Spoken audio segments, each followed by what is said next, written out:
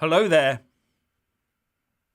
As the country faces a potential economic car crash, the question is, do we tax or do we spend?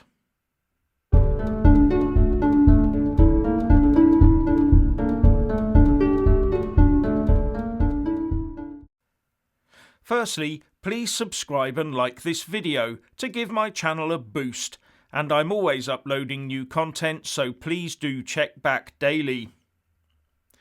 The invisible enemy has heaped both health and economic disaster on the world, and each country will have to decide for itself how it will deal with them. Unless you're in the European Union, of course, but that's another matter. In the UK, just like most, we have already seen evidence of a shrinking economy, and the predictions are that we will not be alone in seeing our economy shrink by a third by the end of June. And the immediate response from the Treasury was a report that I talked about a few days ago, saying that more tax was needed so as to pay off what is projected to be a £300 billion bill for dealing with the invisible enemy. Rises in VAT, income tax and national insurance were put forward, as was freezing public sector pay and taking the triple lock off of pensions so that their cost to the state could be inflated away. And there was also talk of cuts in services. This is, of course, a report for the government to consider. But Tory politicians are not happy about this prospect.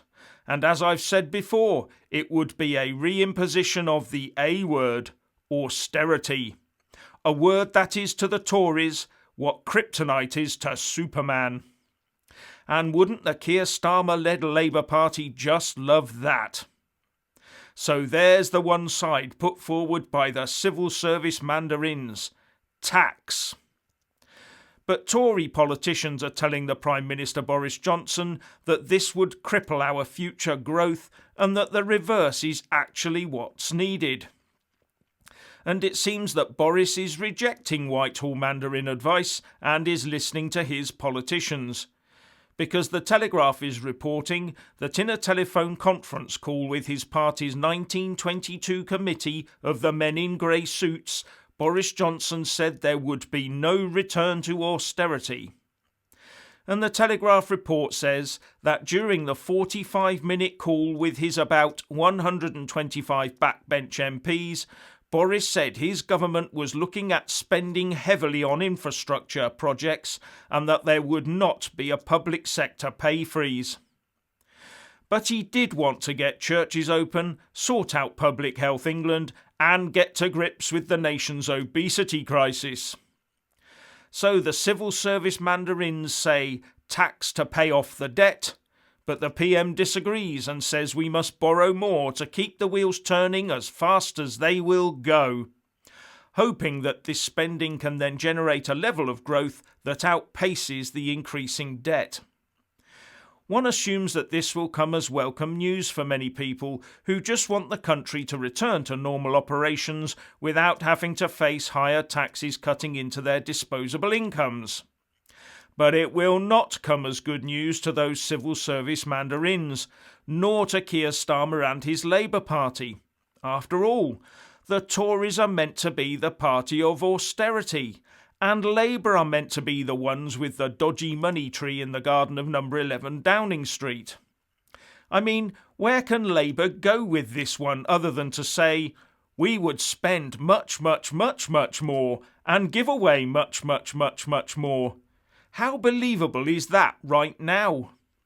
Starmer can hardly oppose the Tory spending and say his party supports higher taxes to pay the debt off because austerity is fun, can he?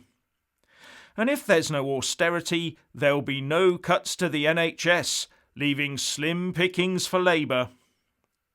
But whatever happens with this, there will be a marked increase in the national debt to take it well above the £2 trillion mark. And the level of just over £1.8 trillion worth before the invisible enemy struck was costing the UK taxpayer circa £50 billion a year in interest payments, more than the defence budget as it happens.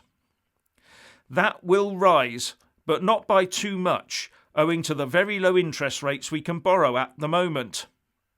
But to add this level of debt would probably be a long-term thing, much like the war bonds used to fund our Second World War effort, which took decades to pay off. And this is the favoured approach by quite a few prominent Tories. But it means that our grandchildren and beyond will still be paying this off. And there's also the matter of how do we pay for the next crisis, whatever it happens to be.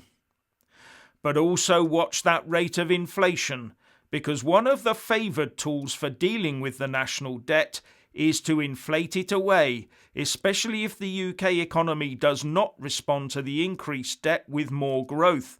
But increased inflation means increased prices and damages workers' incomes in real terms.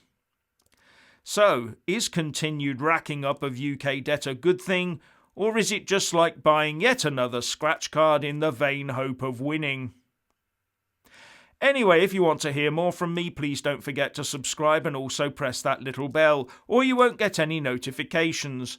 And if you want to see more of me, buy a mug with my mug on it. So are you comfortable with a huge national debt? Please share and comment, and thank you for watching. Please do like and share this video, and also subscribe to my channel. And when subscribing, please do remember to press on the little bell next to the subscribe button. That way you'll get an alert every single time I put up a new video. And thank you very much for watching.